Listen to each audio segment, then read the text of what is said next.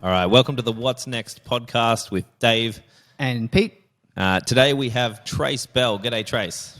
Thank you guys so much. Good day. Although we don't really say that here in the States. How are you doing, sir? Maybe is what we say here in the States. No, I'm just kidding. Thank you guys so much for having me on. I'm really excited to talk with you too. Absolutely, mate. Definitely. Check in. What are we going to do to check in today? I was thinking about what's the funniest joke you've heard recently, and all I could think of was the jokes my kids have been telling me, which have been horrendous. So I don't know. What's an easy check-in for this morning or this afternoon where you are, Trace? I got it. What do you call a mix between a pit bull and a Shih Tzu? What's that? Bullshit. You know, yeah, there you go. Yeah. Yeah. Excellent. Well, I'm going to go on top of that. And so what's the definition of a Shih Tzu? What Zoo with no animals. Oh man, that one was way better than mine. You just totally shut me up. I'm out. Yeah. I'm out. Well done. Awesome. Trace, where are you joining us from? I am in East Bay, California right now. So just about like 15 miles east of San Francisco. Okay, fantastic. Well, thanks for being here. Today we're talking about spiral dynamics and about, I guess, the simple way you kind of are able to capture that. I'm really keen to make sure we have a conversation about that. But for those sort of coming to this for the first time, maybe give a bit of a background about yourself, what you do, and then zoom in a little bit about spiral dynamics and what that means to you. Yeah, so my name is Trace Bell, and I teach spirituality and consciousness to people and organizations. My father is a man named Rob Bell, who's an author, spiritual teacher, creative. It's kind of really hard to put him in a box. He's a musician. He does a lot of different things, and I'm sure that maybe some of your audience is familiar with him. And I teach with him, and I work with people directly on their own growth journeys, and I work with organizations teaching them consciousness. And that's what really gives me life, and I love working with people on their personal growth journeys and how they can be better, more healthy human beings. I grew up with my dad talking and about a lot of these topics and teaching people, so I kind of grew up in these waters. And then I had my own journey that I had to go on before I was able to really start teaching people and helping them with their journey. So that's awesome. That's how I would define what I do. Is I help. I think consciousness has always been the thing that's been most interesting to me my whole life. So what I really boil it down to is I teach consciousness, which I know is kind of vague, but it's the term that I like to use the most when I describe my work. Absolutely, and I think certainly in our circles, Pete, we've run into this called vertical or even ego development in some spaces. It all depends on where you come from. And so for everyone who's potentially got a background that doesn't necessarily engage with this kind of conversation on a regular basis, don't switch off just yet. This is on purpose kind of conversation to have a bit of a closer look at consciousness development and what that means to get a bigger, broader perspective of the world around you and some of the intangibles that come along with it. And I think that's really going to be the value for those people looking to link it to either leadership development, culture development, or organizational development going forward, is the fact that, you know, many theorists have talked about the development of the ego in the individual sense, and what I think will be really valuable about people, because it's a lot of questions we're getting now around the pandemic and how to mobilize teams remotely and do all those kinds of things, is that this individual development also flows out into the collective. And so there's these cultures that happen in organizations and teams that also can progress through various levels of complexity and perspective taking and seeking. And, you know, there would be, I think, a general belief that's held that the more you progress, the more perspectives you can hold, the more effective you probably are as a team, and therefore, hopefully, as an organization. And how you navigate teams and organizations that are at different stages of this collective journey, I think that's what people are going to find really valuable. So it'd be interesting to see how we can link that together with your work, Trace. But what I thought might be good is, and I say this, I'm not going to be ageist, but you're quite young, Trace, and I think what people would like to is to see your journey up until where you are now, and just a little bit of your background and your history.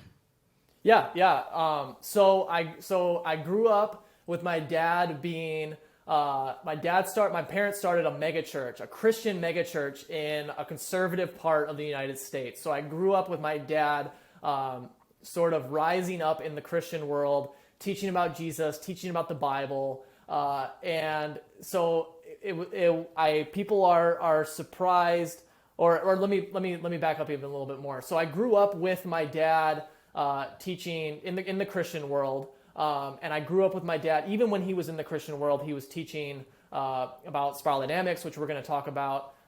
He was teaching about all these different things. So I grew up, like I said, I grew up in these waters of talking about development, talking about consciousness, and I was always around it, and so it sort of seeped in a lot of ways. And then I attended UCLA, which is a college here in California.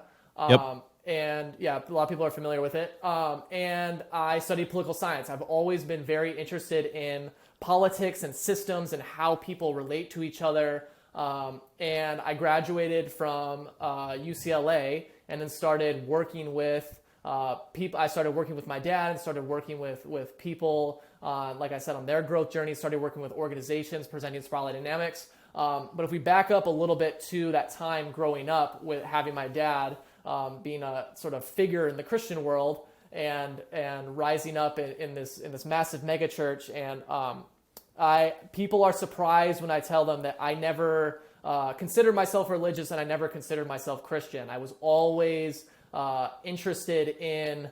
I was very metaphysical as a kid and very interested in reality itself, and I had this like deep connection to the profundity of life and consciousness. And so people are very surprised when they hear my story because they know my dad as being a massive figure in the Christian world, and then when they hear that his son never even considered himself Christian or religious, they're a little surprised. So my life was sort of strange growing up, of not being religious, not really having any sort of relationship with Christianity, despite the fact that my dad was, a massive figure in this sort of Christian world. Now, as I grew up and as my dad matured in his work, he sort of moved. He left the church. We moved to California. He moved away from the Christian tradition and just started being a teacher, a writing teacher, a spiritual teacher that wasn't associated with the particular religion. So my journey has been very interesting and unique in a lot of ways, in which I grew up in a household that was really talking about a lot of these ideas that I teach. And then I had this deep fascination with politics and systems, studied that at university, and I'm now trying to take all of that, take everything I've learned, and now teach people consciousness, help them evolve their. When I say teach consciousness, it's really just helping people grow as humans. It's not. It's helping people grow in their ability to think with more intricacy and grow themselves and become more integrated and integrate all these different aspects of self. So whatever best way I can do that to help people is really my focus. But that's sort of my story. And if I could try to, in a nutshell. Awesome. No, that's fantastic. I think to give people something to hang on to in terms of what you might be doing now versus some of that story you just told, give us an idea of the kind of, I guess, small nuggets of wisdom that you're able to share with people now. Like what's the advice you're giving now that people are really taking seriously and seeing real benefits from? Well, I do a talk called How to Talk to Your Kids About Spirituality, where I help parents relate to their kids, talk about spirituality in a new way. So from my perspective of growing up in the household that I grew up in, a lot of parents are very interested in me never being Christian, but then still having a sense of spirituality and growing into this work. A lot of parents are very interested in that story, so I tell that story, and I have a bunch of material on how to talk to your kids about spirituality in a new way. And the spiral work that I've been doing with people, where I help people. The spiral is really powerful because the spiral dynamics shows us all these different aspects of self and all these different stages that we grow through and all the healthy aspects of all those different stages. So with the spiral dynamics, I use that as a tool to help people own and integrate all these different healthy aspects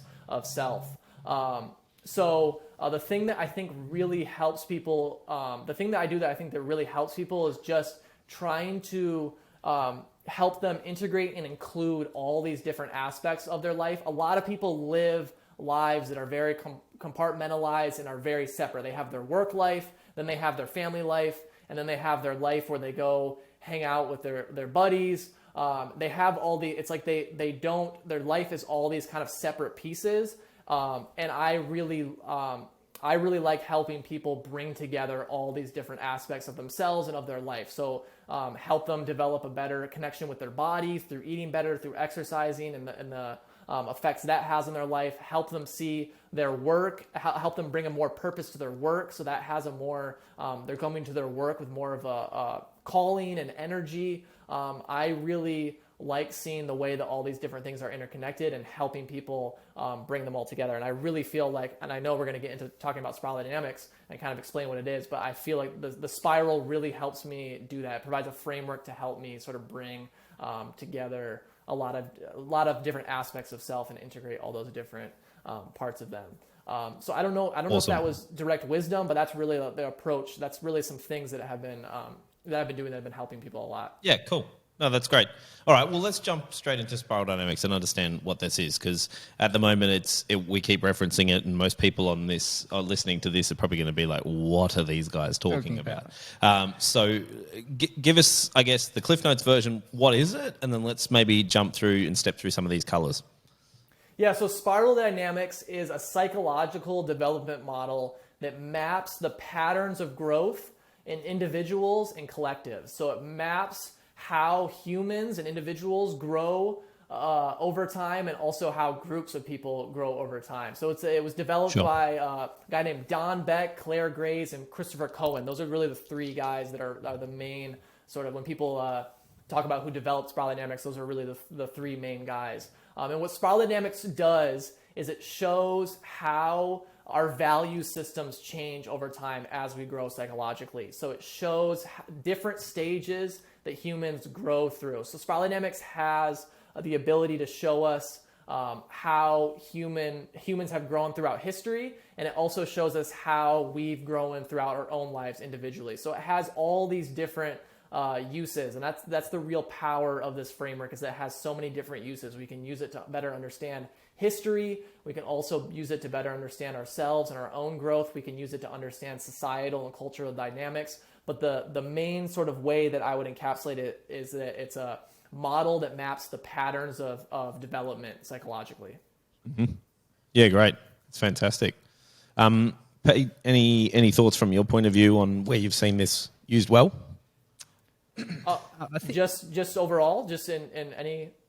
Yeah, go for it. Yeah, go for it. Yeah, I think as a political science major, spiral dynamics was huge for me for connecting a lot of dots and seeing the political playing field from a different perspective. When you use a psychological development model to look as a lens to look at the world through, it explains a lot of the dynamics of how people relate to each other and how people orient themselves towards each other. So for Ken Wilber the philosopher Ken Wilber is someone that writes about spiral dynamics and has done a lot of great work in contributing to the model. And the way that he writes about it and uses it to understand and explain how all these different aspects of society relate to each other is really powerful. I've watched my dad teach it growing up. And watched him make people have some really profound insights into their own work and into what things were working for them, what things weren't working for them. Spiral dynamics really is powerful in that it provides language to something that a lot of people have felt. A lot of people have felt and experienced and kind of intuited a lot of the things that spiral dynamics maps and talks about. So when spiral dynamics, when you present it to them, it oftentimes to a lot of people, like most people I work with, when I present it and teach it to them, they're like, they already just intuitively get it because they've already felt so many of the dynamics that it maps. So I've seen so many. I've seen businesses that have used it and used it to better understand their clients. I've seen people that do public speaking and speak to a lot of different kinds of audience and have used the spiral to tailor and craft their message to speak to different audiences. I've seen it used in a lot of really profound ways. Yeah, I think, not to get too political, but I can remember Obama's, I think it was his second acceptance speech when he became president for the second time, and you could hear him weave the spiral into his like all the way down from the people making cars in Detroit all the way up to the, political left liberals. Like, he was really, I just sat there and listened to it and I said, wow, there's a real masterclass in navigating and riding the spiral through your messaging. And he was really exceptionally good at it, being able to connect all the way from the bottom of the spiral all the way to the top. That's a fantastic specific example. And yeah, I've thought of Obama too when I thought about someone that was using the spiral. It'd be really interesting to know if Obama is familiar with the spiral, and I'm sure he is, because he really was. You're absolutely right. On that 2008 campaign trail, you could really see him able to hit all these different notes because he understood all these different stages and all these different value systems of specific people. So he was able to tailor and craft messages to specific people that really worked, and that's a fantastic example of someone really using it in a strategic way. Now, we're chewing around the core of the apple a little bit. We are a little. But that's on purpose because I want people to understand how it's applied before we get into the specifics of I guess, the individual elements. So what might be interesting, Trace, is to say when it comes to using it in companies before we get into before we take a big bite of the apple, is just like, how have you seen it being useful in companies? Because I've personally used it in leadership development programs, into understanding cultures and subcultures, where's the organization at, where a particular team culture's at. And I think that's quite valuable in leadership, and people get quite a lot of insight out of that very, very quickly. So I'd be interested to know the context that you've used it in and where you've seen it being really beneficial when it comes to organizations.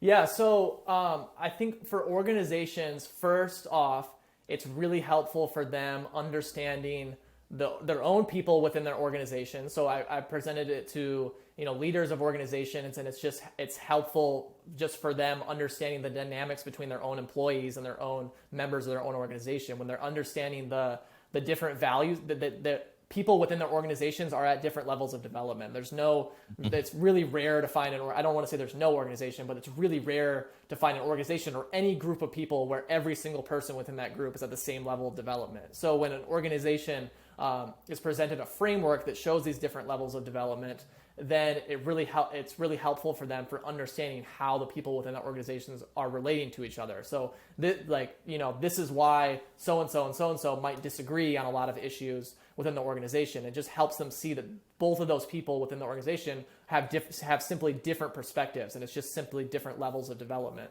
I have presented to organizations, and I've seen how helpful it is for just helping them overall see the future of development and seeing where they can develop as an organization. What Spiral Dynamics shows is it shows how psychological development has transpired over history, which also shows us where psychological development is going as well, where the future of development is going. So presenting it to organizations and just showing them like, hey, this is where development is headed, and this is actually how, as you evolve your own psyche and develop, this is what your organization looks like. And there's a book called Reinventing Organizations by this guy named Frederick. I don't know how to say his last name. Laloux. Are you familiar with it, Pete? Yeah, I was just about to mention it's it. in the bookcase behind us. Yeah, but so I think it's at home. I would recommend anyone that's listening that really would want to dive more into this fantastic book, because it really details what it's called tier. I mean, we'll get into this obviously, but what tier 2 organizations look like. So what organizations in this higher level development look like, and it actually shows it has case studies and actually shows the practical examples. So that's a great call out. I could cover a lot of the specifics, but honestly, his book just does such a better job, and it's so much more detailed. But there's a lot of different ways that as these organizations move into this higher level development, it impacts all the ways that they do business. It impacts the way that they think about the people within their organization, think about their customers, relate to competition, understand their own purpose as an organization. It's like when we completely develop, when we evolve our development, it changes all these aspects of how we live our life, how we relate to others, how we think about the world, how we think about ourselves. So it really has this sort of ripple effect on everything we do. So teaching organizations this next level of development or consciousness, it's really helping them move into the next sort of the future of business, in my opinion. Yeah, one of the things I've found quite useful as well has been when, let's say, you're talking to a red engineering company, and they're saying they want to be, all the words they're giving you are very clearly, we want to be green.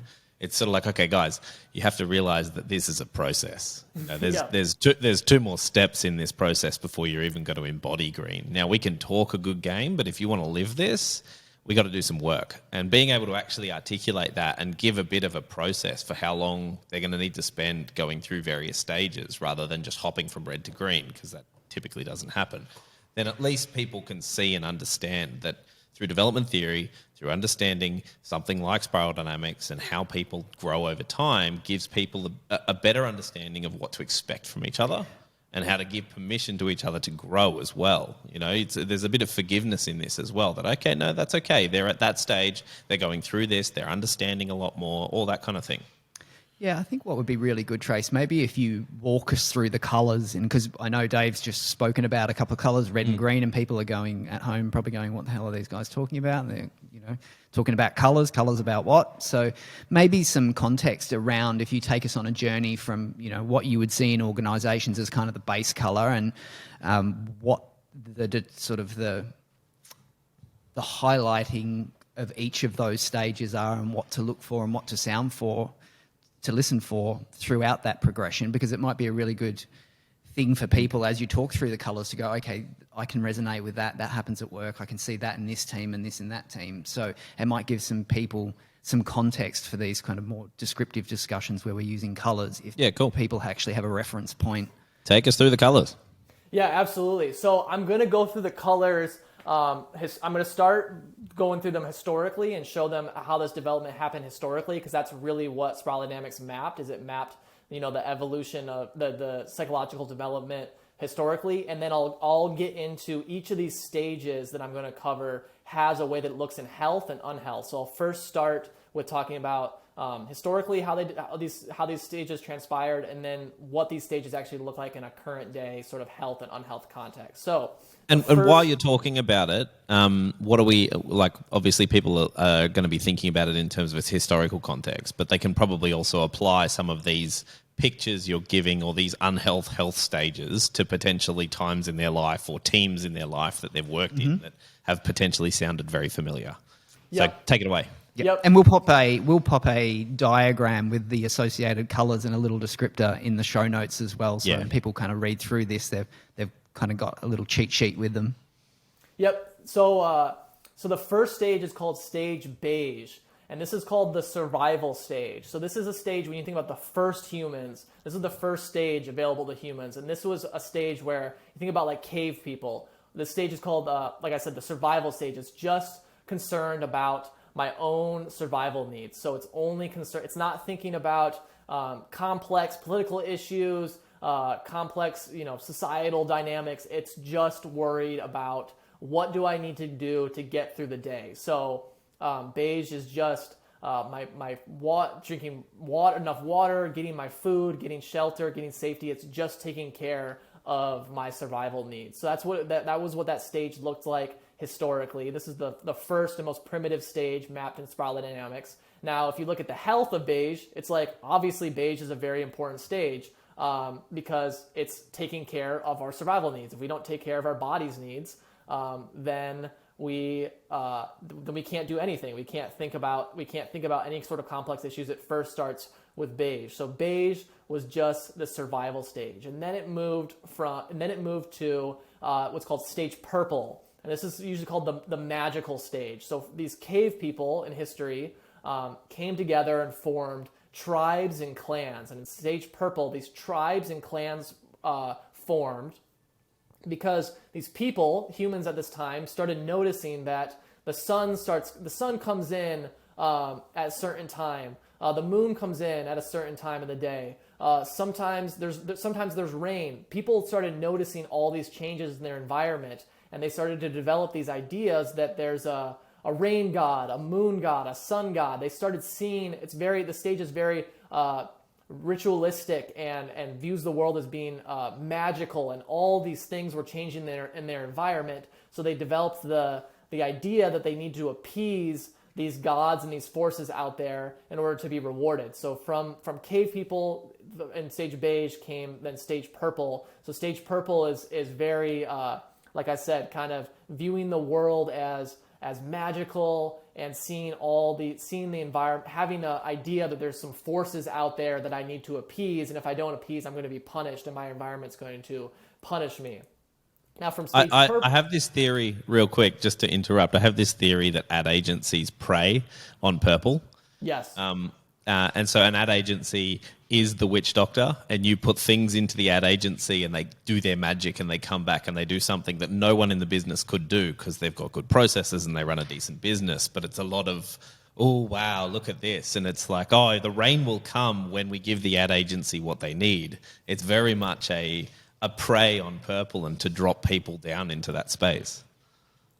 absolutely. And I think like a lot of times people hear purple, and when you discuss it in a historical context, it's like it feels super primitive, and like you just kind of picture, like I'm talking about tribes and clans kind of worshiping sun god. We take it to a modern context. How about the stock market? How many people talk about this, like the stock market as this like force out there that I'm at the whims of, I'm at the mercy of. It's very interesting how when we kind of take it to a modern context, we can see that a lot of people still have this idea of sort of forces out there that I'm at the mercy of and I need to appease. So again, as I'm sort of discussing the historical, we're seeing as humans develop out through these stages historically, we can still see so many examples of this in modern day, which I find fascinating. So from awesome.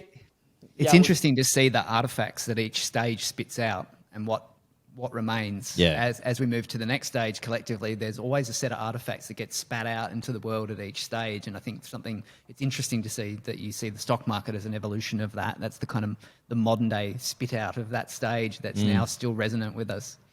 Yeah, absolutely. Yeah. So from stage purple, then the third stage is stage red.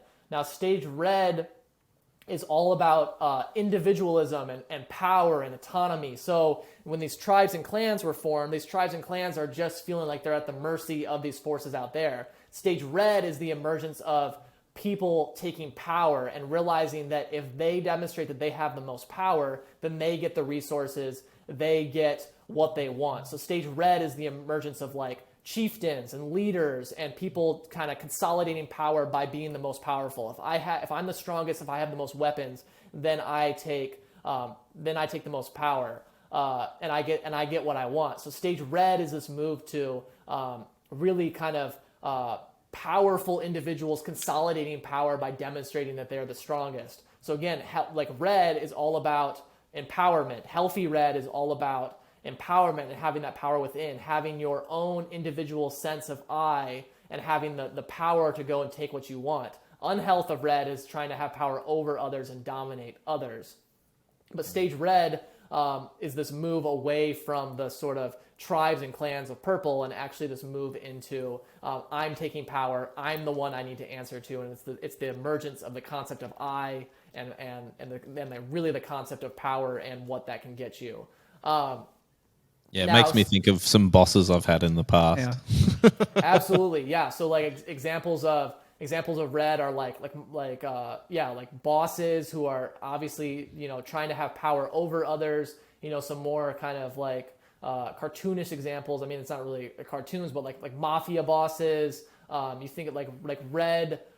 Red examples of red are like where there's individuals who have taken all their power and everyone needs to answer to them. So it's a very kind of chaotic. Red societies are very chaotic and fragmented. You see that it's rare to see red societies right now in the world, but there are red societies where there's just whoever is demonstrating that they can be the strongest is taking the most power. So it's a very fragmented, a very fragmented society. Now, after red is the fourth stage called stage blue. So stage blue is the emergence of large collectives of people formed around a particular code or scripture or text. So stage blue is the emergence of nation states and religion. So stage blue is the emergence of building a whole collective through worshiping some sort of specific code or text. So like the Bible, the Quran, the Constitution, all these are examples of blue. So blue takes all of that chaotic kind of energy of red and actually gives that energy something to work for, and it gives it gives someone purpose, and it gives someone a greater good to work towards. So some values of blue are like order, discipline, humility, delayed gratification on behalf of the greater good, everyone being on the same page. Blue historically is, like I said, the emergence of religions and large nation states and countries. So blue was huge. And now if we can also look at, there's this really interesting pattern that the spiral goes on where it oscillates between individual focused to collective and community focused. So like beige was all about my survival needs, individual focused. And then, like I said, purple was all about tribes and clans, more of a we kind of collective focus. Red was this went back to being individual focused. Now the move to blue is more of a community collective focus. So it's really interesting how when these stages of development transpire, it oscillates between being focused on just the individual and then moving more toward community, which I find a really interesting pattern.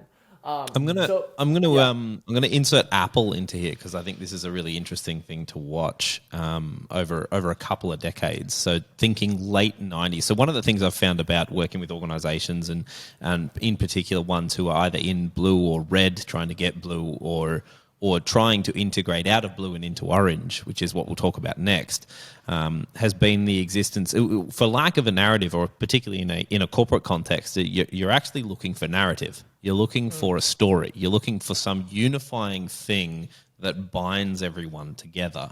And I could go on for hours talking about the power of story, but the ability for a story like that to do that, and what Apple did in the late 90s with the Think Different campaign, and we are the crazy ones, and the misfits, the outcast, that kind of narrative that was individual in nature but called or rallied people out into a space where effectively for the next decade Apple would achieve in that orange space, and then we can get onto the other colors as well and probably pick that up. But I think it's an interesting one to watch, particularly through blue, orange, green over the last 20 years, where Apple's been a part of the public narrative in that space as well. Yeah, absolutely. Fantastic point. Yeah, because blue is all about having some sort of story that everyone's bought into. There's some sort of overarching story that everyone's bought into. So blue in health is really beautiful because blue is everyone being on the same page and everyone having a purpose within a structure. Blue in unhealth is the sort of dogma and the sort of us versus them mentality that we see. We do it this way here, kind of, yeah. Absolutely, yeah. So a lot of work I do with people is helping people come from very strict blue environments, and it's sort of helping them move out of those blue environments. Lots of times, most people I work with have moved out of the blue environments, but the spiral really is helping them make sense of why, they move past their community and their family and they feel like kind of all alone in their development, because it's like, why doesn't anyone get me? And it's actually like, well, you're just going through these natural stages of development. So with that said, let's get to, so the next stage is stage orange. So stage orange came on the scene with the scientific revolution, the industrial revolution. Stage orange is called the logic stage. So stage orange is all about using logic, reason, rationality, using that left brain to formulate evidence-based conclusions and using evidence to inform our thinking rather than just believing whatever that blue structure or story was saying. So stage orange is a lot of times the classic sort of move from blue to orange that we see a lot of times is that person that grew up in a fundamentalist religious environment, and then they go like hardcore atheist when they move to orange, because orange is all about like, I need evidence for that. So orange is science, and stage orange brought forth so many modern luxuries and technologies that we enjoy today, because it's brought forth so many breakthroughs in medicine and scientific technologies. It's all using the rational, logical tools of the brain to build things and analyze things and critically think about things. So Stage Orange was huge for the development of humanity, because Stage Orange brought forth a whole new way to think about things and understand things. And so would you say then, just dropping back a stage, kind of blue is like most large sort of first world governments, or most governments kind of exist at blue, and it's kind of like the fallback protection basis that we have, and then most sort of first world nations would be considered, their baseline would kind of be here at orange? Absolutely, yeah. So most developed countries are at center of gravity, stage orange. And center of gravity just refers to the main stage that a group or a person is at. So no one is ever solely at one stage, because we're all way too complex and intricate human beings to be just labeled at one stage. So the term center of gravity is just to say that every person and group sort of has a main stage that informs most of their perspective and most of their thinking. So most of the developed world has a center of gravity at stage orange. With so here in the United States, for example, the center of gravity is stage orange. If you go to a more liberal, progressive, or if you go to a more conservative area of the country, you're going to be like stage orange with a lot of blue. If you go to a more liberal, progressive area of the country, you're going to go to stage orange with a little more green, and we're going to get into green in a second. But yeah, that's a great point. That's a great question, Pete. Definitely, orange is huge for understanding societal and cultural dynamics, because it informs so much of orange is kind of the waters that a lot of us grow up in. So this is a really important stage for understanding how we orient ourselves towards life, how we think about things. I mean, the education system is very orange, so our education system got us thinking in very orange ways and oriented ourselves towards life in very orange ways. Definitely. And most organizations would probably be at orange. That's kind of the main meaning-making system of business, is really, and organizations is kind of smack bang right in the middle of orange. Absolutely. Most organizations are at orange. Yeah, that's what the Reinventing Organizations book shows, is what orange organizations look like, what their practices look like, and then what this next stage, how this next stage is changing those practices and moving them from orange to. Yeah. So bringing up orange and talking about kind of the I guess the cohesion of logic and reason and scientific revolution and the industrial revolution, all of a sudden there's a whole lot of people that have been listening to this with one ear have gone, no, hang on, you're making sense. All of a sudden this is, yep, I'm in. Why, tell me why I shouldn't just park my bus here at Orange. Like, why, all this makes sense. Why move on? Mm-hmm. This is rational. This is meaningful. This is, why go any further? Why go any further than objective, evidence-based? Awesome hyper orange. Yes. That's a fantastic question. And my answer, if this feels like to you, this feels like the place where you would park at, I don't know how much you'll like my answer for why you should move on, The logic and rationality are great tools to have and to draw upon. Obviously, we all use logic and rationality. Anyone that's doing anything mildly successful or effective in their lives are using orange in their lives and using orange thinking. If you are viewing the world only through a paradigm of logic and rationality, and everything has to have scientific proof and everything has to fit within this orange box, I think you're missing a lot of the deeper aspects of reality, some of the intangible aspects of reality. If you've had those moments in your life in which you're most lit up, whether it was your kid being born, whether it was falling in love, if I asked you to explain those experiences just with a logical and rational mind and just break it down in scientific terms, you're kind of losing the spirit of those moments. If I falling in love with your partner, if I just said, that's just neurons interacting in your brain, you're kind of, it's diminishing the spirit of that. We can't actually just describe the most beautiful and profound aspects of reality just through this paradigm of logic and rationality and reason. And like I said, logic and rationality and reason is great, but they're actually the deepest aspects of reality are actually that which transcend those and go beyond those. And these higher levels of development that we're going to get into they don't ignore logic and rationality. They've just included them and gone beyond them. So it's what's called the term that Ken Wilber has used called transrational. It actually goes beyond rationality by including it. So that's what, to me, just connecting to the deepest aspects of life and reality actually go beyond this orange paradigm. And you still include all the beautiful aspects of orange. They're just our higher levels of development than just thinking only with your mind. And only there's feeling with the heart and intuition, and there's other ways of knowing just other than just knowing with the head. Yeah, and I find when I work with clients and with organizations and teams, and when we talk about orange, it's there's some really clear indicators, and I almost term it, and maybe I didn't invent the term, I've picked it up along the way, where people talk about burnt orange, where they get to the end of orange and I've got the executive job, I've got the executive pay, I've got 3 houses, 4 cars, and I'm still miserable. What's next? Yep. And so they find they come to the end of orange, and it's kind of like, well, there's got to be more than this, because society's told me, or orange has told me what I need to do to be happy, and I've gone and done all of that, and I'm still not happy. So what do I do next? And I think in that, like this week we had the Are You OK Day. Yeah. This week here in Australia, and I'm not sure whether that's in the US as well, Trace, but it's a mental health awareness week. It should be here. We don't have it here. It should be here, though.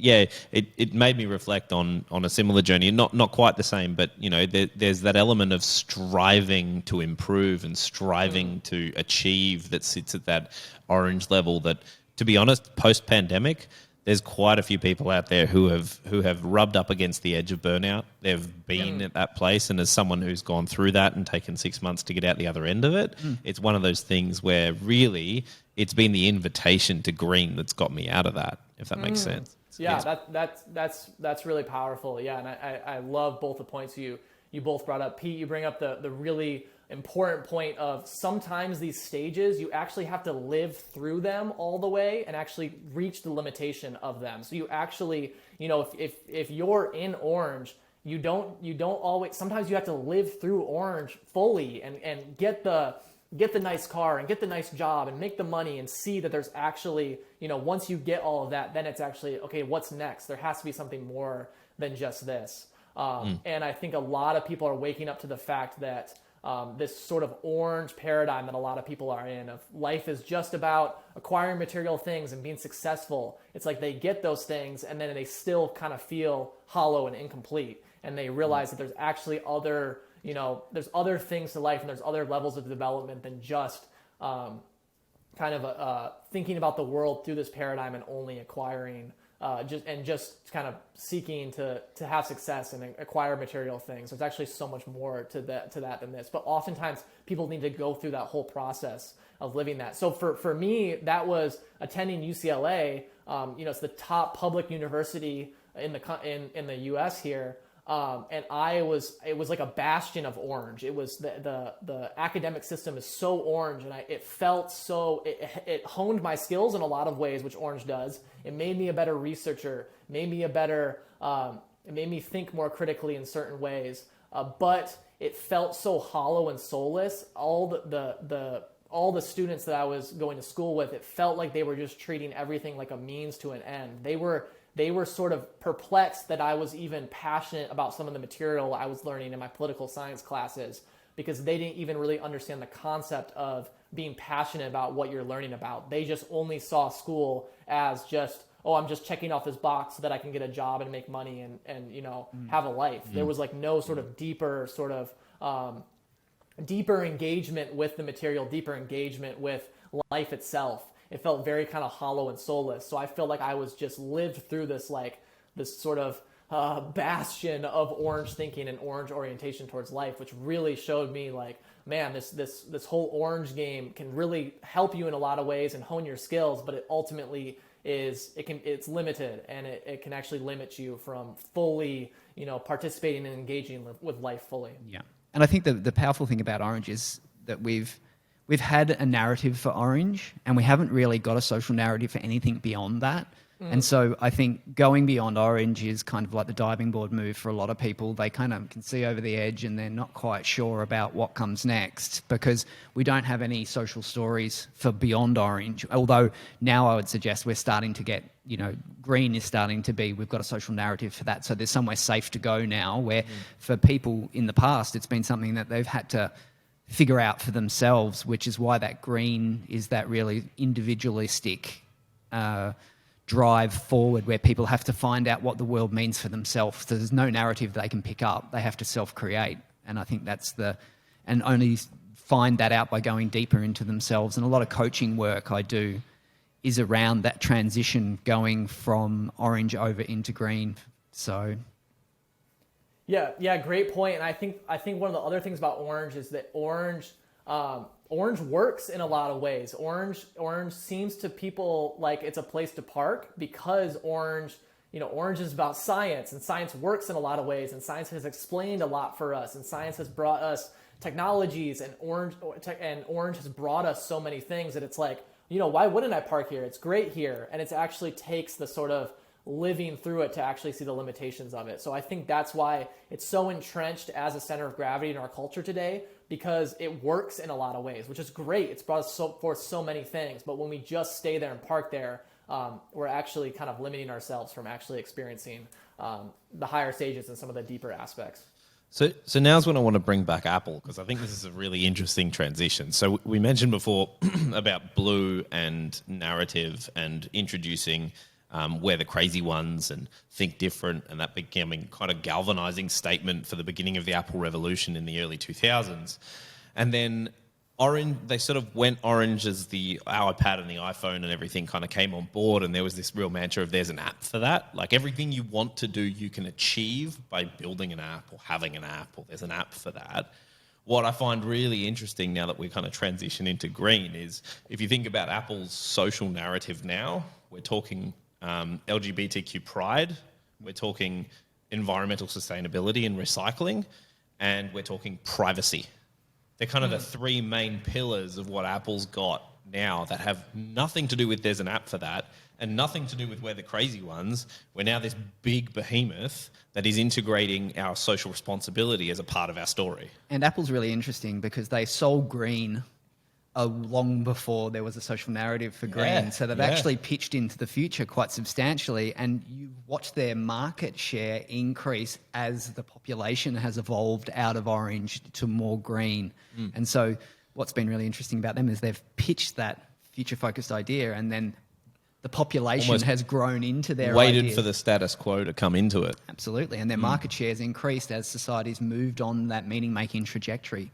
I remember when, 10 years ago when I was a PC fan, and then, someone said to me, why don't you get an Apple? And I was like, those things are just terrible. And then I eventually ended up getting one, and I was like, what have I been doing with my life? Like, this is amazing. It's so much easier. It's so intuitive. It's so user-focused rather than just kind of orange-focused like a lot of Microsoft products are, where it's just about scale and complication and just complexity as opposed to individually focused and simplicity. Like that Simon Sinek video where it's got, they sell Y, so they sell green first rather than what, which is selling the orange, which is what Microsoft does. So it's really interesting. Apple's a really interesting case study in the evolution of Spiral.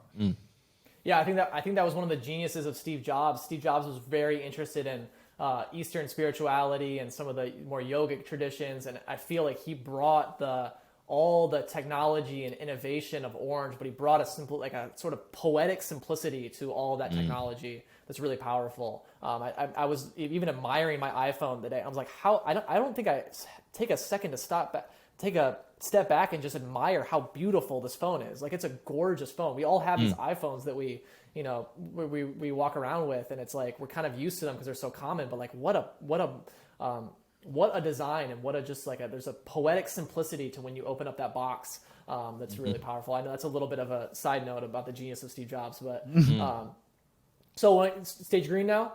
Yeah, let's do it. Let's do it. Sweet. Let's So jump off the diving board.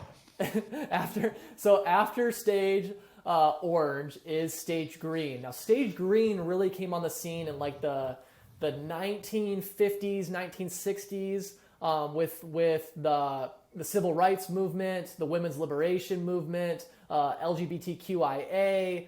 Stage green is about equality, and it's very pluralistic, and it's about the fact that it views that every person has their own story that deserves to be seen, acknowledged, and heard, and every person has a birthright to be valued and seen and heard. So stage green is the emergence of all these social justice movements and equality movements. So just like orange, we have so much to thank to green for some of the things we enjoy today, for some of the social justice movements that we enjoy, and the progressive movements. So stage green is a little bit, stage orange is very in the head, and very left brain thinking. Stage green is more of a move into the right brain thinking and more of a move into the heart. So stage green is about having love for everyone, compassion, empathy. It's about viewing that that everyone is equal just because they're a human. So stage green is a really beautiful stage that brings forth a lot of equality and a lot of tolerance towards others, and just acceptance of different viewpoints and acceptance of people from all different types and walks of life. One of the things I want to point out here, because I find this really entertaining, is that while the center of gravity for any organization's probably around the orange, if you go into that organization, the center of gravity for what you would call the corporate affairs office, or in other contexts would be like investor relations or market communications or anything like that, are deeply, deeply green. Like the public narrative needs to be inclusive, it needs to be flexible, it needs to be relative, it needs to be aware of what's going on in the market.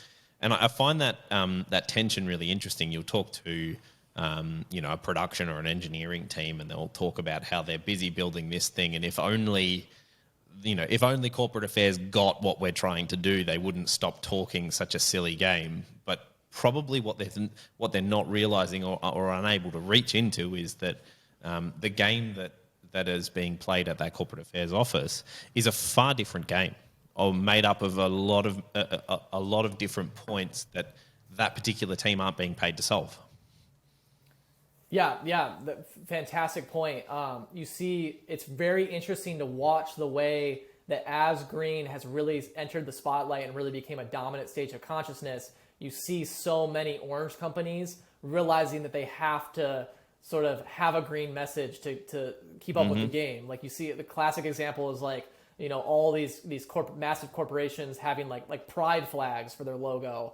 You see the way that as green became a really a stage of consciousness that a lot of people were moving to. It's like we have to, as a corporation, we have to incorporate these green values now into our way of being. We have to talk about how we're taking care of the planet and promoting planet sustainability. We have to talk about how we're including diverse voices and we're hiring from minority communities. You just see the way that as this development happened, it's like you literally companies and businesses had to adapt. They were forced to adapt because otherwise you just get left behind, which is really interesting to see how all these different people have adapted to, and these organizations have adapted to green coming on the scene. I thought it was really interesting. It makes me think of the Greta Thunderberg phenomenon. Definitely. Right? You've got a young, like really young, challenging every ageist possible, very young spokesperson who speaks powerfully about the environment, and she speaks. So you've got multiple kind of green value sets colliding under one person that becomes kind of a spokesperson for the green revolution. It's a lot of the reason I think I put down to her rise to fame and the support she got globally for that kind of work is the meta consciousness move to green and looking for spokespeople that stood for more than just one value. Like just someone talking about the environment's great, but a female who happens to be in a unexpected age group talking about the environment, that's like a 3-in-1 slam dunk.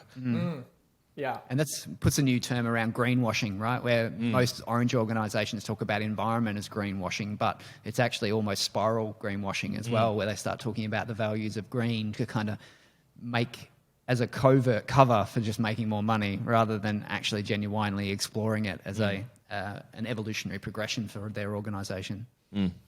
Yeah, that I was gonna say something along those lines too. Of like it's really whether or not those organizations are actually moving into green and actually going through that developmental process, or they're actually just realizing like, hey, we need to do this. I think that's why a lot of people react against when they can feel like a big corporation kind of using some of that green messaging, like when some big when McDonald's or something puts a pride flag or something, and people like give them there's a bunch of a reaction against that. It's like I think people can intuitively feel when it feels super fake, like when an organization or a business is just using some of that green language, using some of that green rhetoric, just because as like just to kind of further their profits, and they're not actually they're not actually sort of sinking into the heart and moving to that level of development themselves. They're just kind of like weaponizing it. And I think that this is where people who have like identity politics comes into play. And why a lot of people react against identity politics is when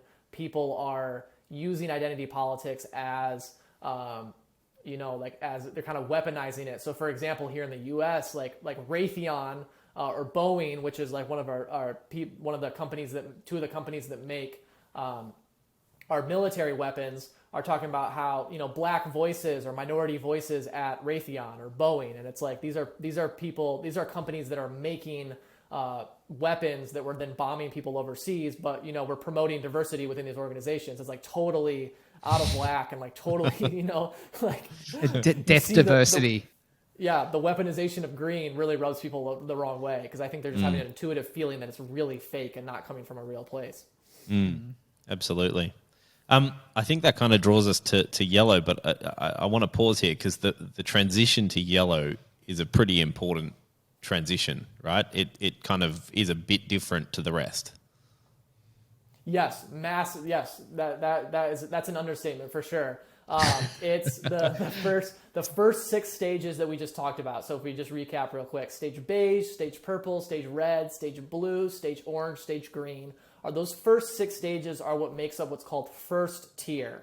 Now stage yellow, which is the 7th stage, is the first stage of what's called second tier. Sorry, it's called second tier. Now second tier stages are much different than first stages, and the big difference between first tier and second tier is that all the stages in first tier believe that their perspective is the right one. And they're trying to push their perspective and their values and their views. They're trying to push their perspective on all the other stages. So at stage blue, a fundamentalist Christian is trying to push Christianity on an atheist in stage orange, and the hippie down the street that smokes weed and wears Birkenstocks at stage green is trying to push his views on the veganism. And veganism. There you go. There's a good example.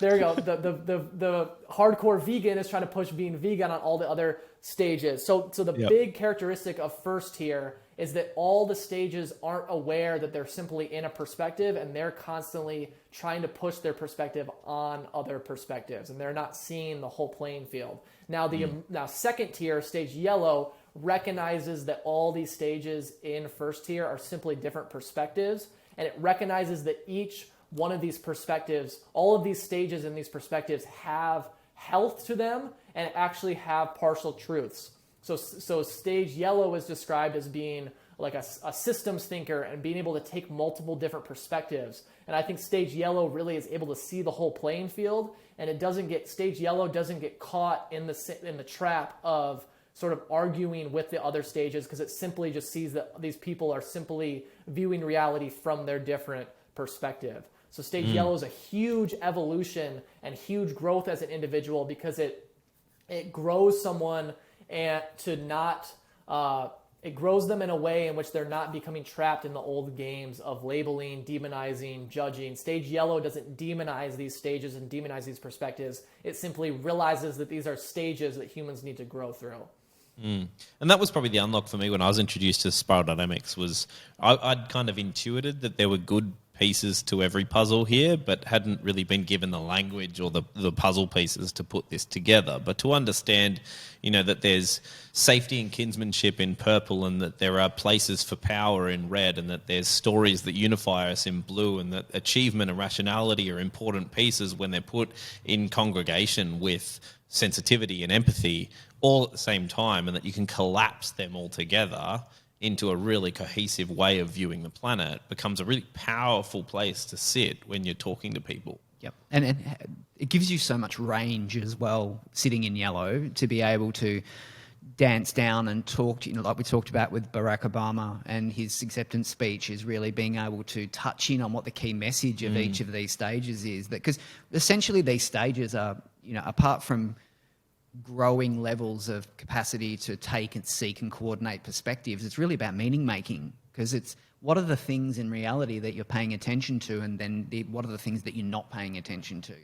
And I think what's interesting about that is that that capacity grows over time, as does your awareness. So you're actually becoming aware of what you're paying attention to. And I think yellow is one of that first stage where you get an appreciation of all the other stages, and you see that those stages themselves are partial but important, and you can hold that dynamism, which is really why, when we see work in organizations, some of the best transformative agents usually are sort of yellow and beyond. And I think there's a fair bit of research to support the fact that successful organizational transformation, the agents working on that transformation or leading that transformation generally need to be yellow and beyond for that transformation to be quite successful.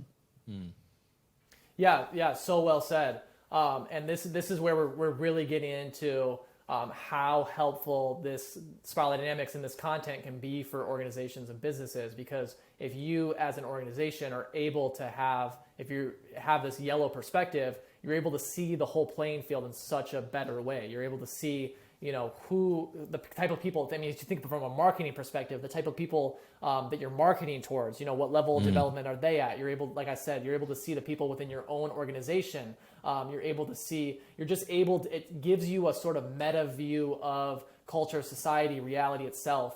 And that just makes you such a more dynamic and creative thinker when you're able to see all these different perspectives. And like the example you use of Obama is such a great example. Like Obama, by whether or not he actually had a knowledge of the spiral, he was able to go into all these different situations and speak to all different types of people and meet them where they're at. So if you're a person that works with people and speaks to people, this is really, really huge for you, because if you're able to have this yellow perspective and being able to understand all these different levels of growth and perspective, you're able to sort of craft your message to specific audiences and really connect with them and meet them where they're at.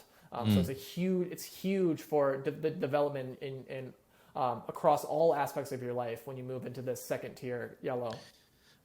Trace, I'm interested. I haven't prepped you for this question, so we'll see where this goes. But one of the things that I've had kind of thrown at me with the transition to yellow, and it's been something I've been chewing on for a while. It's an interesting thing to think about is the idea that perhaps in the transition from green to yellow and the collapsing of all of the previous stages into just perspective coordination, you're going to have to meet your demons.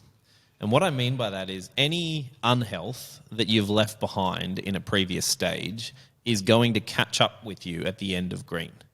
Because as you move into that second tier, if you are holding on to power because you stayed in unhealth in red, or if there's one story that you subscribe to because you're a fundamentalist Christian in blue, or whatever else it might be, you're going to have to meet that at the end of green before you transition in and deal with the fact that there are multiple stories and that there are multiple places of power, or that there are downsides to achieving, or whatever else it might be. But you're going to have to do that dealing. And it kind of, I don't know, I think probably because I had to meet some of my own demons at a certain point in my life, deal with more than one of them at once if you haven't gone through this and thought about what does a healthy version of this stage look like and how do I sit there. Yeah, that's such a good. I'm so glad you brought this up, because that's really the really important thing, in my opinion, to see on the spiral is that each of these stages has a way that it looks in health, and each way that has a look. Each stage has a way that it looks in unhealth.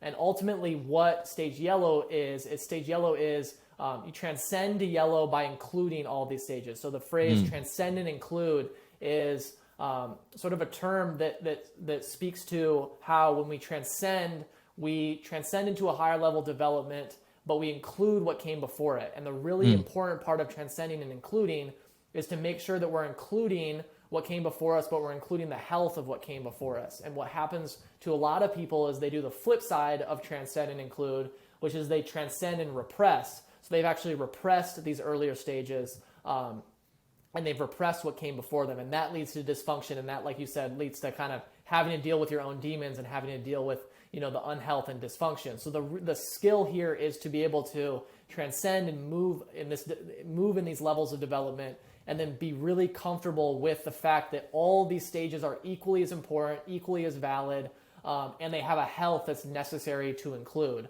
So an example real quick of I think this is an example that really connected a lot of dots for me. If we go to stage blue is all about order, discipline, humility, having delayed gratification on behalf of the greater good.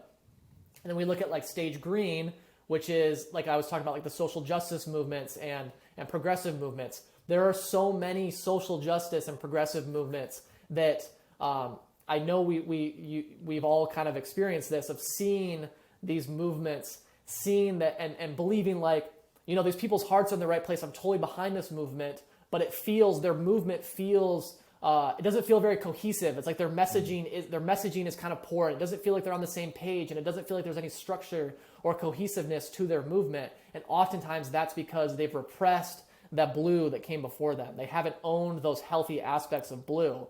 So this is the heart of integration, is integrating the health of all of these different stages. Because when you can integrate the health and get rid and resolve the unhealth, then you're living fully integrated with all these different aspects of self, and able to be a fully sort of well-rounded human being who has all these different aspects within them. But you're absolutely right. You do have to sort of become really introspective and be really honest with yourself about what ways are unhealth manifesting in these stages. And I think the other thing I do with Pete, is that you need to take time in each stage.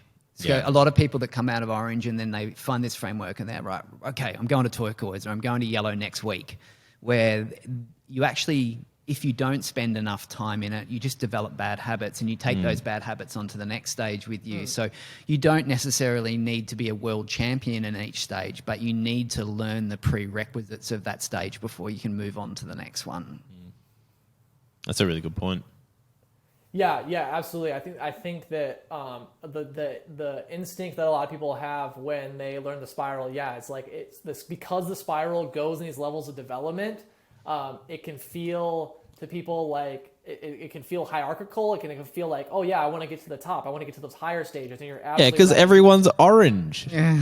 Yep. Yeah, and that's one of the traps of learning this, especially for people that are orange, are like, oh, I just want to. Stage orange is a lot about success and achievement. So it's like they learn this model, and it's like, oh, I just want to rush to the top. And it's actually about, it's like, you're right, it's a lifelong journey. It's a process. It's actually about living through the stage you're at, and actually living through your stage. There's what's called vertical levels of development and then horizontal levels of development. So we've been talking about vertical levels of development, which is just moving through these stages, sort of progressing through these stages. Then horizontal level of development is actually increasing your ability within your stage. So there's so much variations. Like for stage orange, for example, there's so many variations of stage orange. Like if you develop horizontally through stage orange, you're just moving orange in a more healthy way, and you're embodying orange in a more healthy way. So it's a process of focusing on that horizontal development and making sure that you're living your stage and living those values in the best way that you can, in the most healthy way that you can. And that's how you actually do the vertical development, is you actually fully move through the horizontal development. Yeah, and I think I always refer to it as filling out your stage more healthily and more broadly, and then that helps your successful integration to that next stage. Yeah, definitely. Yeah, absolutely. The filling out the stage is a great way to is a great line.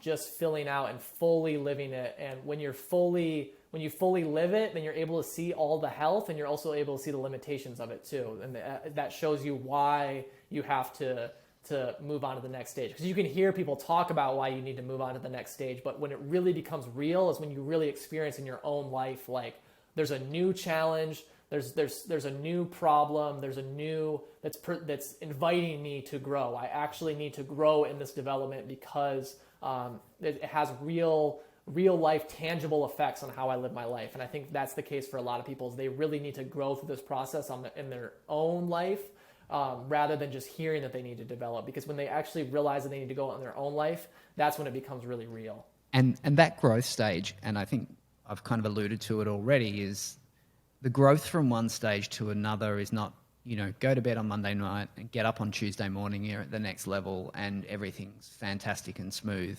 over a night's sleep. Like that transition across stages, you're talking about a complete transformation of the meaning making and the things that you find valuable in life. And that's quite a process, and there can be a sense of loss as a sense of excitement of moving to something in the next stage. And it's not just, I think when we talk about it as a model and we talk about it in these conversations, we talk about it quite lightly, and and it misses the point that it's a complete transformation of your entire self-concept. So that can have its highs, it can have its lows, it can go over a process,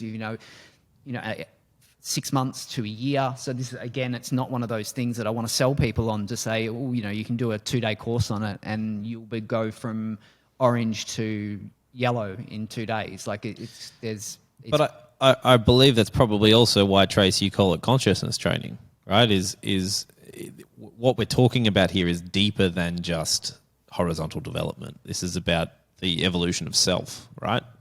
Yeah. I use that. Thank you. I use the consciousness development because to me it's developing your whole orientation towards life. It's not just changing your thinking or just changing your thoughts or changing the way you think about certain problems or think about your life. You're literally changing your value system and your orientation towards life. And to me, that's consciousness. I mean, consciousness is a very vague word and it's a very loaded word in a lot of ways. But to me, the evolution of consciousness is the language that I really like with the spiral. Obviously, I've been using sort of psychological development and consciousness development. But yeah, that word consciousness, you're really developing all aspects of yourself and developing and changing your orientation towards life itself. So let's talk organizational consciousness now. So we're talking about second-tier organizations. You've met your demons. You've moved into a yellow space. What does a second-tier organization look like? Great question. And second-tier organizations. So it's interesting. So that's what I recommended that Reinventing Organizations book, because it maps all these different organizations all over the world and all in different places of the world. And the thing that's really interesting about that is all these organizations started popping up and changing their practices in all these different parts of the world. And a lot of their practices sort of overlapped, and they had a lot of the same practices, but these organizations weren't communicating with each other or talking with each other. So it was just this natural evolution of consciousness and the psyche that all these different organizations were popping up. So there's some really interesting ways that these organizations change as they move into second tier. So the first most important aspect is that the leaders give their people within these organizations way more empowerment. They start empowering the people within their organization, the workers within their organization.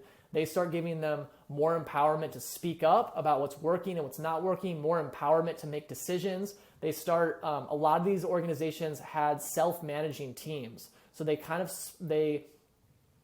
organizations created these self-managing teams where these teams are usually about they varied in numbers, but it would be anywhere from 6 to maybe 20 members of employees of the organization that answered. They didn't have a boss that they answered to. They just answered to themselves, and they answer to their own team. And they don't have bosses. They don't have that sort of hierarchical nature of bosses that are looking down on these teams, and these teams are having to answer their bosses. They simply just have coaches that are there to give these teams advice and kind of guide these teams. But a lot of these second tier organizations got rid of the sort of hierarchical nature of, a boss with people that have to answer that boss, and then people that are under those people that sort of this organizational model where people are constantly answering to each other in this sort of hierarchical nature.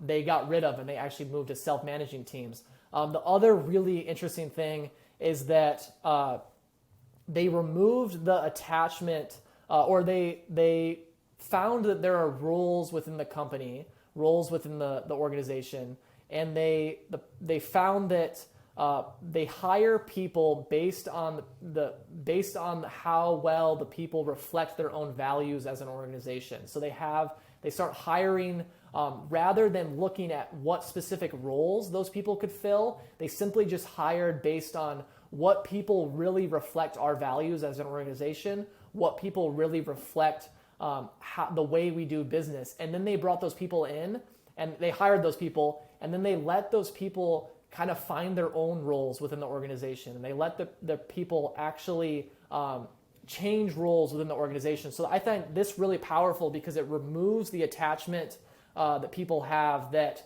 I am just my job, and they actually view their role within the organization as much more fluid than just having one job title. So like a lot of people in organizations, it's kind of common where they have one position, and then they're constantly trying to justify why they're a value to the company, why they're in that position. It's like they do that thing that my partner calls she calls it make work, where because she worked in these sort of tier one organizations, where she talks about working in the sort of corporate orange world, where she's like, a lot of people are just kind of doing that thing where they just make work and make up work just to kind of justify their position. So these tier two organizations are doing this really interesting thing where they just let people kind of find their roles and let people kind of naturally find their place within the organization. And the real perspective that tier two organizations take is that they view their organization as a living entity with its own evolutionary purpose. And they view that so in the stage orange kind of paradigm, organizations are viewed as kind of like machines, and they're just sort of they kind of viewed as like lifeless and inanimate, sort of just like machines. And we have a product that we're producing, and it's very kind of regimented. Tier two is really interesting in that it views organizations as having its own purpose for the evolution of the planet, having its own evolutionary purpose. So that means that they're constantly trying new things and evolving and adapting, and it's a little bit more fluid, where people are finding their own roles and not answering to bosses. So if you're listening to me right now and you're like, man, some of this sounds crazy. Yeah, some of it does sound crazy because of the paradigm that we're in right now. When this new tier two consciousness, the way that it's impacting business, a lot of these practices are going to sound kind of crazy and kind of out of the box, and that's because it's literally out of the box that we're usually thinking about organizations through. So that was just a few kind of practical examples of how these tier two organizations change. But there's so many different ways, and I really urge people to check out the Reinventing Organizations book, because it details all the really specific ways that these organizations change when they move into tier two. I'm looking at the spiral. We'll share this picture on the show notes just while you're talking about that. I find it interesting that the two examples you gave of people finding their own way, so a relative version of achievement, so people finding their own home and then doing their work inside of where they feel most comfortable, is orange viewed through a green lens. It's like, where do I fit? Where do I belong? What's going to make this work? And then I go and achieve inside of that. And equally so, the self-organizing teams is, again, it's a red viewed through a blue lens. So you're almost reading the spiral backwards to a certain extent to actually go, actually, if I'm going to have power to make decisions, what's the story I'm animating myself around? What is the self-organization that I'm going to organize around that allows me to make my own decisions and have my own autonomy to do that in the first place? So there's a certain element of being able to kind of almost, I don't know, I'm always looking for quick hacks like that. Is there a way we can kind of embody this by reading it backwards or something like that? And I'm so glad you. Oh, sorry, Pete. No, go for it. I was just going to say that what's also interesting about what you've just said about all these companies that are a bit, you might think they're a bit kooky, is that in just about every sector they're in, they're the leader in their sector. Yep. Even though they're kooky and they're a bit weird and all these things, you could never do that around here. There is value in being, transforming through these levels and being able to see the world in a certain way, because being deeply connected to that evolutionary purpose seems to be good for profit, ironically. Yeah.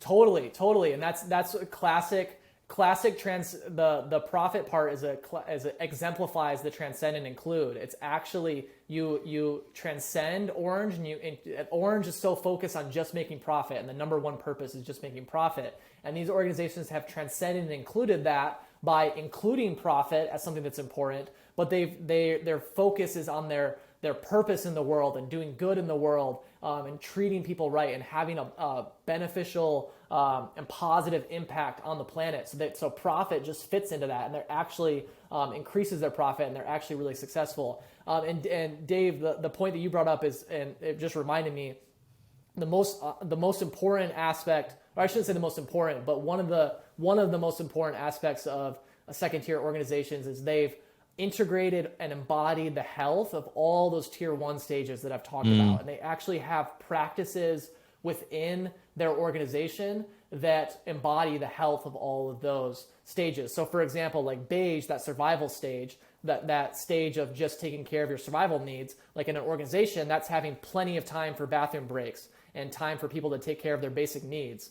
So not scheduling meetings just back to back to back to back, actually letting people take care of their bodies in a healthy way. For purple, that sort of magical that magical stage, it's like in an organization that would be like time set aside for group meditation or silent time where people can connect within and listen to the deeper part of themselves. For red, the power stage, it's giving people within the organization the empowerment to make decisions and speak up when they see something that needs to be changed, or voice what they're feeling.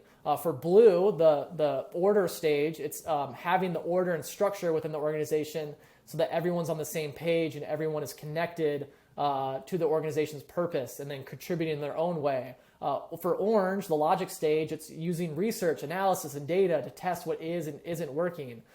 Just using those orange tools, the tools of logic and rationality in a skilled way to better meet your goals as an organization. For stage green, the equality stage, it's fostering everyone's unique talents and gifts and strengths, and making sure everyone within the organization is feeling properly heard and seen. So you just see as we run through the spiral there, if you're as an organization recognizing that all these first tier stages are necessary and the health of all of them is super important, then tier 2 organizations are sort of installing practices that literally embody the health of all those stages.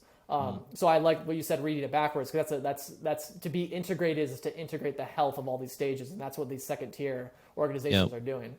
I just had a thought just thinking about it as well. For the people in this listening to this who maybe haven't identified with Orange for whatever reason and find themselves in different environments. So two of the environments I'm thinking of are maybe you work in a membership organisation or professional association, or you're in a government, which are typically blue, because they're a high on order and high on story and kind of are animating around those values, is recognizing a lot of them are moving very quickly into the green space and are almost bypassing orange. And my experience, whether it's been working with even schools and religious institutions or professional associations or government, they move into orange and it gets too scary.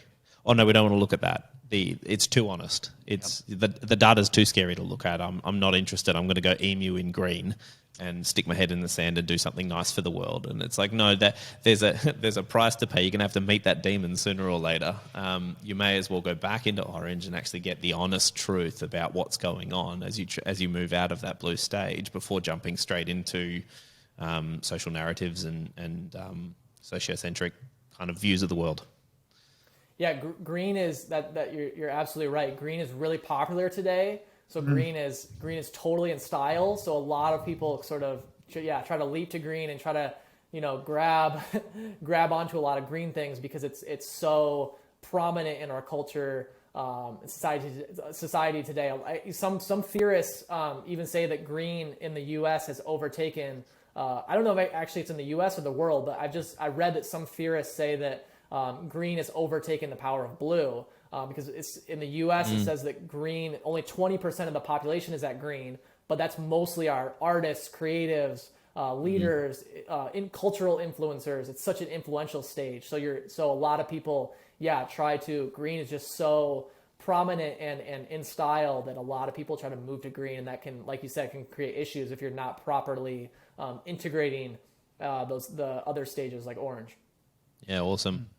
I think that just about comes up with time. Do we want to do a quick speed round? Sure. I just think what's probably going to be useful for people if they go out and buy the Reinventing Organization book is just that there's a little bit of difference in the model that they've used, but we've talked about today. So they've talked about yellow, we've talked about yellow, and in the book that turns up as what they call teal. So just to clear that up, if you go and grab the book and you go, these guys talked about yellow, and there's nothing about teal in their podcast, there's just those particular, or Frederick Laloux has just changed that stage colour over. So when we talk about yellow, it'll turn up in Reinventing Organizations book as the stage teal. Yep. Good call out, definitely. Yep. Good call, Pete. And so I think time to wrap up, possibly. Time to wrap up. Yeah, so definitely. 3 questions for you, Trace, to finalise this is, if you had 3 things that you could suggest over your work that you've done with the spiral so far, what would be the 3 things that you would suggest to people when working with spiral dynamics, and whether or not that's about getting further up or being more healthy? What do you think were the 3 key things that people need to know when working with spiral?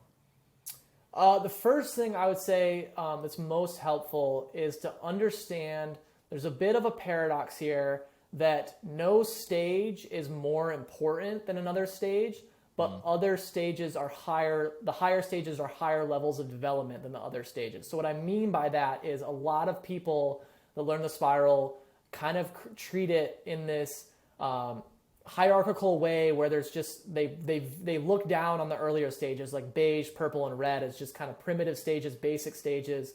And it's true that those stages are more basic and more primitive in certain ways. But to really fully get the power of the spiral is to realize that all those stages have health that's necessary to integrate. So we don't say that that 8th grade is better than 3rd grade. We say that those are just equally as important grades, but also 8th grade has a lot more depth and complexity and room for intricacy, and just the spiral dynamics is the same way. The higher stages, that we don't say that green is better than red, stage red, but stage green has more room for complexity and depth and intricacy. So I think this balance of holding the paradox of no stage is better than another stage, but other stages are higher levels of development and more deep and more complex, and actually help us navigate the world from a more evolved perspective. So I think that's really important, because I notice a lot of people that learn the spiral kind of look down on the earlier stages and just think that they're just sort of, you can just gloss over them and they're not important. So I think this acceptance that all these stages are equally as important in their health, and not having a sort of hierarchical view of certain stages are better than other stages. It should just be a focus on the health of all these stages. Now, the second thing that I find that has been really helpful for a lot of people is a lot of people, because my dad worked in the Christian world and was a Christian teacher for a while, a lot of people that I work with are familiar with him and come to work with me, and they came out of blue religious environments. And the spiral has been very helpful for them in understanding why they came out of that blue religious environment and why maybe their family and friends don't understand them. And what's really helpful for a lot of them is just going back through their upbringing, going back through their history, and acknowledging the pain and the trauma of growing up in that blue environment, but also helping them embody and integrate the health of that blue environment, because it can be very tricky for them to honor that there were some really positive aspects of that upbringing that they grew up in, because there's so much pain attached to it too. So I think and that goes for any stage in which people grew up in and there was pain and trauma attached to it, it's really important to go back and talk and process and be introspective about your upbringing, so that you can acknowledge the healthy aspects of that stage and that upbringing, and be honest about the limiting factors too. So I think when you get into the spiral, we can conceptualize and talk about frameworks, and it's so fun, but we're also getting into real people's lives and real people's experience, and we have so many emotions tied up in a lot of this, and so many emotions tied up in our upbringing. So just helping people,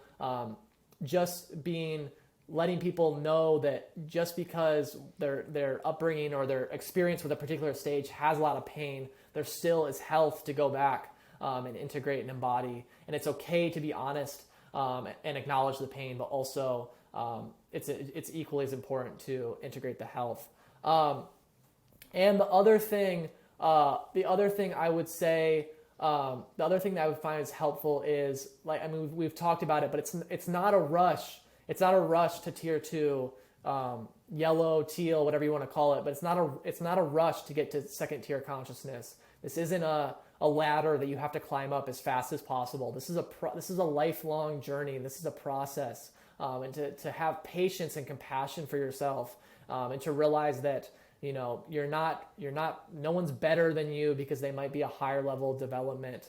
You're worth just as much as there's nothing wrong with you if you're not at second tier. I think that we've touched on this, but the instinct to just try to rush up and just kind of achieve on this framework is definitely a trap. So just realization that this is a process and this is a constant journey. I think are the three things. It was three things, right, that you asked me? It was. Yep. Okay, and cool. That's great. And the final question is, if you've got one suggestion for everyone out there is something they can practice for the next week in regards to the spiral, what would that be? That one thing that you think would make the difference?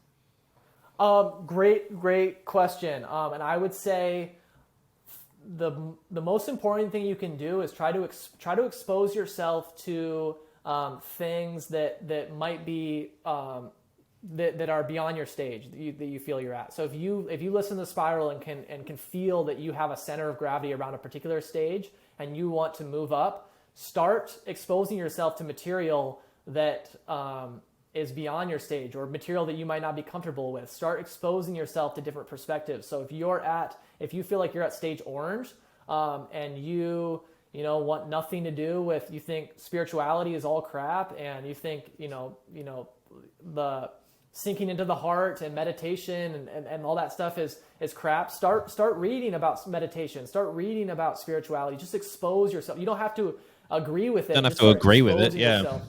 Yourself. You don't have to agree. Start being comfortable. I think I would boil it down to start being comfortable with exposing yourself to stuff you don't agree with, and look within yourself and be really introspective about when stuff triggers you or bothers you, or you get uncomfortable about stuff.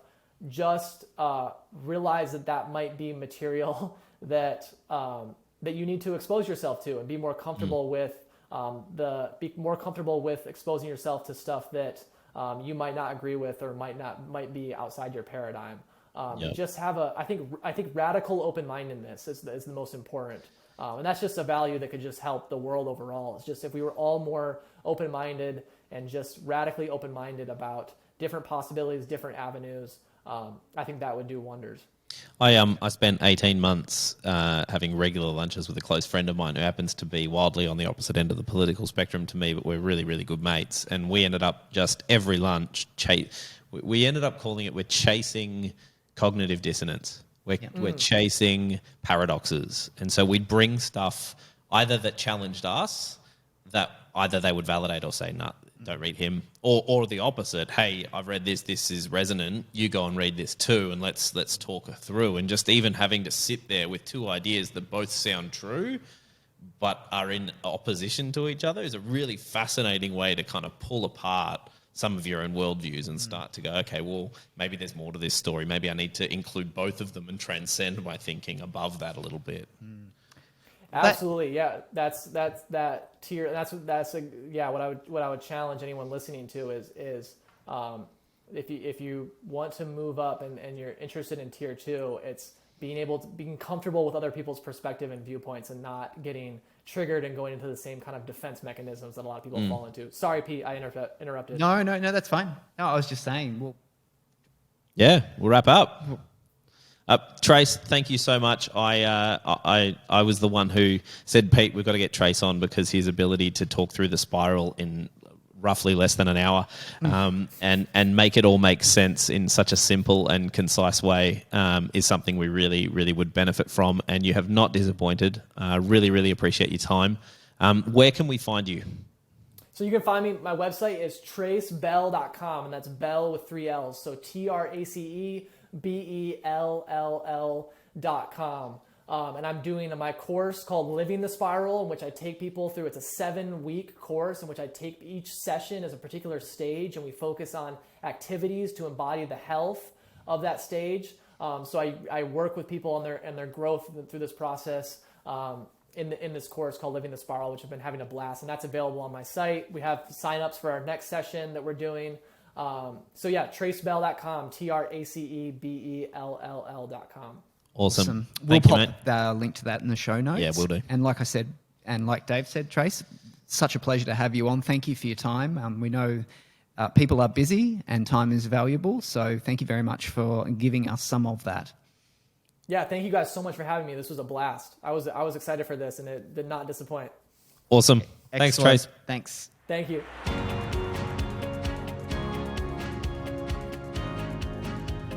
That's the end of today's episode. Thanks for listening.